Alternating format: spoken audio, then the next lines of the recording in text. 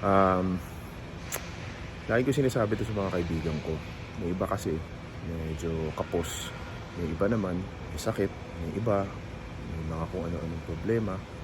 But I often tell this to people, no, pag nagkakaroon ako ng pagkakataon na kapit lang.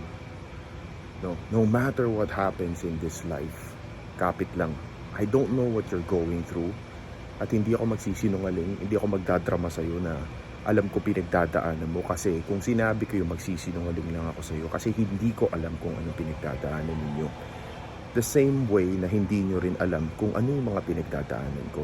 So pare-pareho tayong lahat na may pinagdadaanan. Pero ito lang masasabi ko sa'yo, kahit gaano pa kahirap, huwag kang bibitaw. Remember, allegiance ang pinag-uusapan. Katapatan mo sa Kanya. Sabi ni Kristo, habang nandito tayo sa mundo, expect magkakaroon ng maraming struggles. No? But He has overcome the world. Tandaan niyo yan. So meron tayong pag-asa. No? Huwag kang bibigay sa Kanya just because may pinagdadaanan ka dito. Dahil binibigyan niya tayo ng assurance na darating ang araw na makakasama natin sa Kanya. Pag binigay natin ang buong pagmamahal, katapatan sa Kanya. Salamat.